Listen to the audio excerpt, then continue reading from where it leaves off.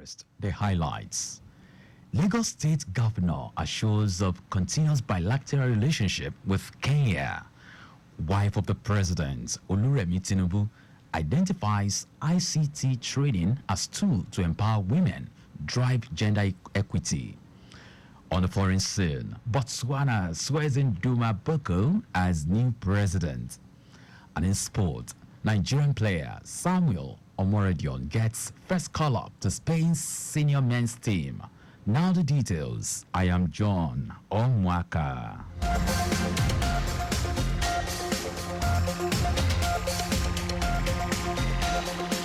Lagos State Governor Babajide Sanwo-Olu has assured Kenya of continued bilateral relationship, especially in the hospitality and tourism industry, to grow Africa's economy for the benefit of Nigeria and Kenyan citizens.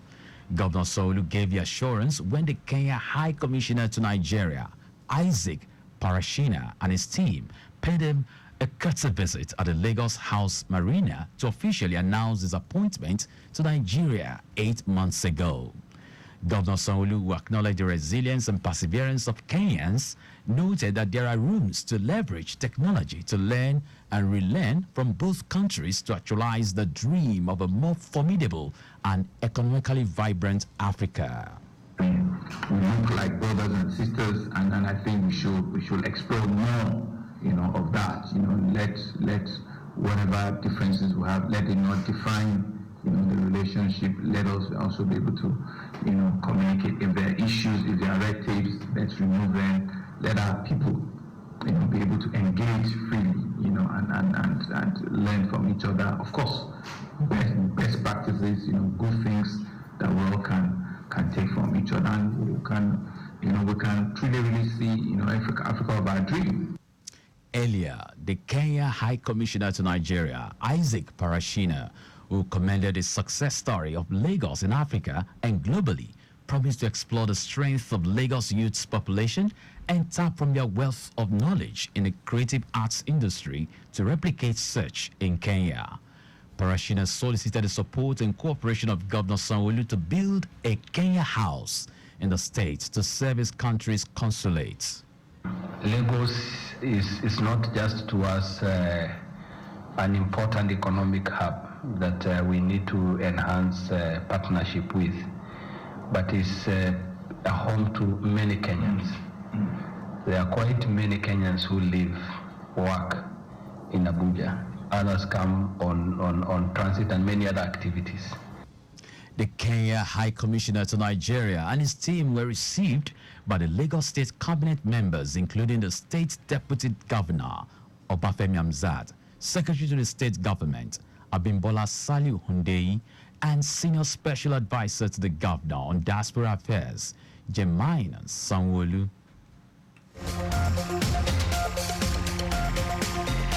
In a bid to make interstate travel safer, efficient, and reliable for all stakeholders, the Lagos State Government has introduced Interstate Accreditation for Parks and Passenger Digital Manifest for a seamless travel experience with immediate effect. Speaking at a press conference in Alausa, Ikeja, Commissioner for Transportation, Oluwaseun Oshiemi, said this will ensure increased safety of passengers, enhance the reputation of the over 100 parks in the state, and assist government in the modernization of the transport sector and giving valid data to guide urban planning. Oshiemi said with the digital manifest and park accreditation system, the paper manifest will be phased out and the data collected or collated will help the state government with planning, while first responders would have accurate data of passengers during emergencies. The goal of this initiative is straightforward. It is to make interstate travel safer, more efficient, and more reliable. Currently, our parcel manifest system operates on a paper-based approach, which can lead to inefficiencies and delays in critical situations. By transitioning to a fully digital platform, we aim to securely capture and store passenger information in real time, providing immediate access to accurate data in the event of any incidents. Earlier, the Permanent Secretary, Ministry of Transportation, Olawale Musa, noted that the initiative is an attempt by the state government to sanitize the transportation sector and assure the people of the safety of their data. So going forward, we want to be sure, we want to know who is coming to Lagos and who is leaving. We want to organize that sector.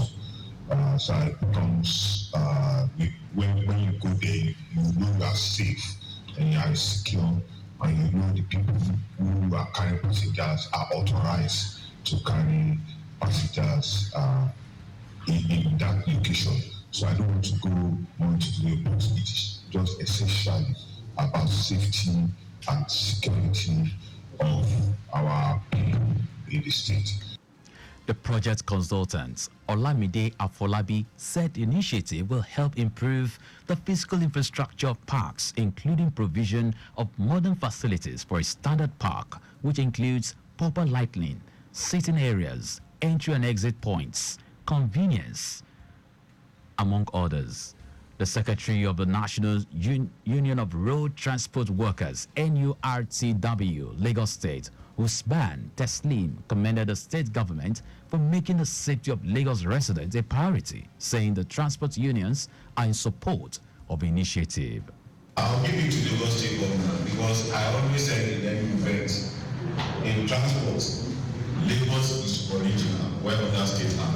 Then, since the beginning of this, or the initiative of this program, the transport unions have been part of this move. The event was attended by the Special Advisor on Transportation, Shola Giwa, some heads of agencies in transportation, and other stakeholders in the sector. In a bid to ensure youths are positively engaged, the Lagos State government has kicked off the Lagos Creative Votes with 50 participants as a pilot scheme. The Lagos Creative Arts Votes is aimed at training about 3,000 youths to become future creatives for excellence, which Lagos is known for. Speaking at a press conference to launch the initiative at the Lekki's Creative Arts and Crafts Market, Special Advisor to the Governor on Tourism, Arts and Culture, Idris Aregbe, hinted that the youths will be trained in different vocational skills within a period of 18 months. Aregbe reiterated the commitment of the Governor Sanwo-Olu's administration to empowering youths and arrest restlessness among street urchins, appealed to participants to utilize the opportunity to become employers of labor by tapping from the wealth of knowledge of local and international trainers. We have designed this initiative to see how we continue to go down to the grassroots, to the community, and let's continue to add value to our people. Let's continue to learn from each other, let's continue to teach ourselves and be the best in whatever we can do. Most importantly, these top 6 identified. The Lagos Creative Arts Vote consultant, Debo Oyewole, and an international trainer from South Africa, Yulusa Madi, assured participants on intense theoretical and practical experiences during the course of their training in different vocational skills, which include furniture making, fashion designing, creative and entertainment arts, catering, digital marketing, as well as customer service engagement. The initiative is one that is sustainable. Part of the sustainability structures that we put in place is what we call a journey quest. So a journey quest is how we document the journey of people who are participants of the program. And talk about nutrition and training and activity here, because I feel like we need that here so the youths and everyone can be aware how you take care of your body, how you deal nutrition, what to eat, what's important, so we don't get sick later, we feel healthy and we feel vibrant. The high point of the event was a distribution of 2 million naira to 10 traders at the Lekki Creative Arts and Crafts Market to boost their businesses. Stakeholders in the safety industry have been urged to actively participate in the advocacy for non-destructive testing in preserving and optimizing the use of national critical assets and infrastructure, thereby contributing to the development of the nation's economy. The director of factories of the Federation, Loretta Adogu, made a call in Lagos at the second conference of the Institute of Non-Destructive Testing Nigeria, themed the role of non-destructive testing in preserving and optimizing critical national assets and infrastructure. Adogu, who was represented by the head of factories in Lagos, Sunday Ajayi, noted that by working together, a safe environment would be achieved for all Nigerians to work, prevent accidents, injuries, illness, and promote safety culture. In his keynote address, the Chief of Naval Staff, Emmanuel Ogala, represented by Igbani Agu, tasked the institute to set standards and enforce regulations in the industry, stating that the incessant collapse of the national grid calls for a concern and serves as a genuine wake-up call for professionals. This assertion is premised on the fact that the non-destructive testing plays a crucial role in making sound engineering construction decisions and could shape the ecosystem of infrastructure development, setting safety standards and proactively safeguarding buildings, assets and facilities to improve the quality of lives of Nigeria and by extension the African continent.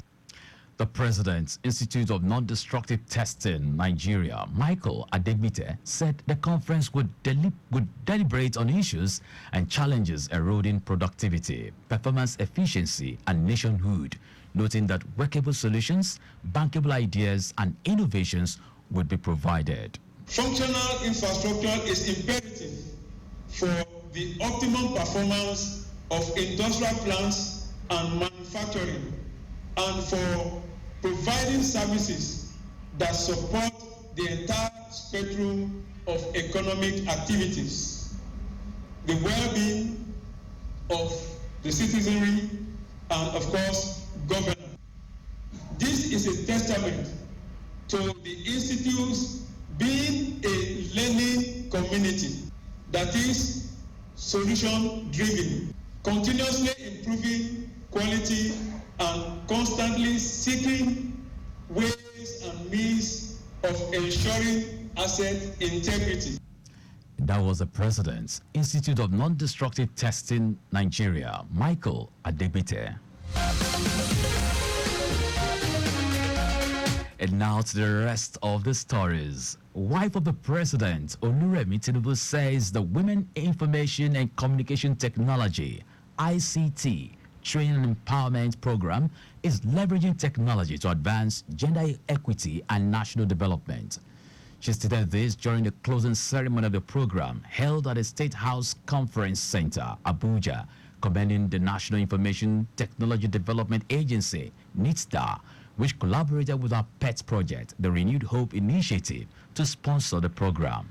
The just concluded second edition of the program has successfully trained 252 young women in ICT proficiency. Mrs. Tinubu commended the initiative, noting its expansion to include participants from all states and the FCT. The program equips women with essential digital skills to become digital literacy champions, transforming their communities through knowledge sharing and capacity building. On his part, Director General of NITSDA, Kashifu Abdullahi, underscored the critical role of digital literacy in Nigeria's economic growth, explained that NITSDA aims for 95% digital literacy by 2030 through its Digital Literacy for All initiative, which targets training for 30 million Nigerians, particularly women. Katsina State Governor Diko Rada has introduced another batch of the state-owned security outfit, the Community Watch Corps, CWC, to further support the efforts of security agencies in tackling terrorism, banditry, and kidnapping in the state. The second batch of CWC members consists of 550 personnel selected from 10 local government areas of the state, bringing the total number of personnel employed to combat insecurity to 2006. At the graduation ceremony of the first batch of 1,456 CWC members in Katsina, the governor mentioned that the trainees had been drilled by the military, police, and Department of the State Services, DSS, officers in intelligence gathering and combat skills to prepare them for facing bandits. The governor tasked the new members to be proactive and combat ready, and to work closely with the police, military, DSS, and civil defense operative in surveillance, information sharing, and confronting bandits, kidnappers, informants, armed robbers, and other criminals. And now to foreign news. Botswana has sworn in Duba Boko as the country's new president after his landslide election victory kicked out the Botswana Democratic Party, which had been in power for nearly 60 years. Boko took the oath in front of several thousands of people in the National Stadium just 9 days after his umbrella for democratic change crushed the Botswana Democratic Party at the ballot box. According to him, for nearly 60 years, the country's democracy remained unbroken, unproven, and untested. Boko said in a speech that in togetherness, a new political dawn has been ushered in. Meanwhile, last week, Boko's left-leaning umbrella for democratic change won 36 seats in parliament, compared with just 4 for the conservative BDP, in a stunning reversal for the party that had governed diamond-rich Botswana since its independence from the United Kingdom in 1966. Now sports. Spain has called up Samuel Omoradion for their upcoming Nations League matches against Denmark and Switzerland. The Omoradion's first senior call-up comes after a superb start to the season with Portuguese side Porto. The 20-year-old, who played for Spain at the Olympics, joined Porto in the close season and has since scored 11 goals in the Portuguese League and the Europa League. Defending champion Spain has 10 points and has already advanced to the quarterfinals, but has not yet secured third spot in the group, with 3 points ahead of Denmark in second place. And that's our news at 9. But just before we go, slow down at road junctions, intersections, and pedestrian crossing. You can follow us on like all our various social media platforms. X at Traffic Radio 961. Facebook, Lagos Traffic Radio 96.1 FM. Instagram, Lagos Traffic Radio 961. Subscribe and watch our news and programs live on YouTube at Traffic Radio 961. You can also visit our website, www.trafficradio961.ng. Did you know that the Sanwo-Olu administration set up a 1 billion naira fund targeted at businesses in the tourism, hospitality, entertainment, arts and culture sectors, both loans and grants? You can get more details on the Lagos State Government website. To end the news, here are the highlights of the major stories. Lagos State Governor Babajide Sanwo-Olu has assured Kenya of continued bilateral relationship, especially in the hospitality and tourism industry, to grow Africa's economy for the benefit of Nigeria and Kenyan citizens. Wife of the president, Olurebi Tinubu, said the Women Information and Communication Technology, ICT, Training and Empowerment Program is leveraging technology to advance gender equity and national development. We also told you that Botswana has sworn in Duba Boko as the country's new president after his landslide election victory kicked out the Botswana Democratic Party, which had been in power for nearly 60 years. And in sports, Spain has called up Samuel Omoradion for their upcoming Nations League matches against Denmark and Switzerland. For contact with the newsroom, send a message to info@trafficradio961.ng. That ends the news broadcast compiled by Desua Ejoyoka. I am John Omoaka. Thank you very much.